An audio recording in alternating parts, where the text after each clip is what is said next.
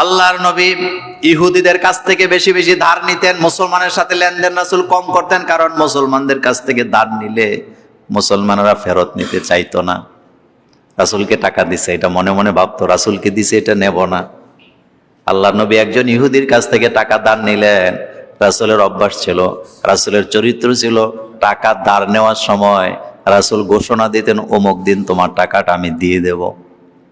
রাসূল ঘোষণা দিতেন, আমরাও দেই, কিন্তু ওই দিন হয় সে অসুস্থ, নাইলে তার কোনো ঝামেলা আছে। কথা কি ঠিক? রাসূল সাল্লাল্লাহু আলাইহি ওয়াসাল্লাম ইহুদিকে একেবারে সময় মতো কথা মতো টাকা ফেরত দিছে। কয়েকদিন পরে ইহুদি রাস্তার মধ্যে রাসূল সাল্লাল্লাহু আলাইহি ওয়াসাল্লামকে পাইয়া বলতেছে, মুহাম্মদ সাল্লাল্লাহু আলাইহি ওয়াসাল্লাম, আপনি যে টাকা নিলেন আমার টাকা তো দিলেন না। কথা কি বুঝতেছেন? কত বড় বিপদ আপনি বলেন তো। টাকা দিছে, কয় না টাকা তো দিলেন না। আল্লাহর নবী কয়, আমি তো তোমার টাকা সময় মতো ফেরত দিছি অমুক জায়গায় দাঁড়াইয়া। ইহুদি কয়, না আপনি দেন নাই। রাসূলকে আমি দিছি। ইহুদি কয়, দেন নাই। এমন সময় হযরত আবু বকর সিদ্দিক রাদিয়াল্লাহু তাআলা আনহু সেখানে হাজির। ওর কয়, হুজুর সমস্যা কি, আপনাদের দুইজনের মধ্যে কথা কি বলতেছেন? রাসূলকে আমি ইহুদির কাছ থেকে টাকা নিয়েছিলাম ধার, সময় মতো দিয়েও দিছি, কিন্তু সে এখন টাকাটা অস্বীকার করতেছে, আমি নাকি তার টাকাটা দেই নাই। হযরত আবু বকর সিদ্দিক দাঁড়ায় কয়, রাসূল আমি সাক্ষী আপনি তারে টাকা দিছেন। আমি? রাসূল কয়, না এত সাক্ষীর দরকার নাই, তুমি আমার টাকা নিতেও দেখো নাই, দিতেও দেখো না, তোমার সাক্ষী আমি নেব না।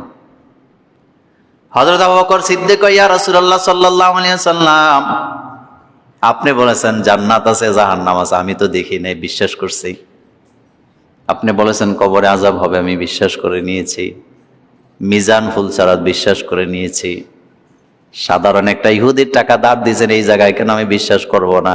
আমি বিশ্বাস করে অবশ্যই আপনি টাকাটা ফেরত দিয়েছেন।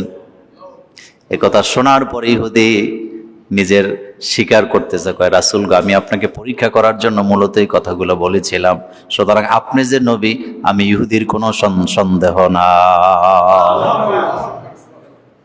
আপনি টাকা ফেরত দিয়েছেন, আমি আপনাকে পরীক্ষা করার জন্য কথাগুলো বললাম। কিন্তু আপনি আবু বকরকে সাক্ষী না মেনে প্রমাণ করে দিয়েছেন আপনি নিঃসন্দেহে আল্লাহর নবী। কারণ আপনি স্বার্থের জন্য মাথা নত করেন না। আর আমরা স্বার্থের জন্য নিজের ভাইয়েরে, মায়েরে, বাপেরে বিক্রি করে দেয়।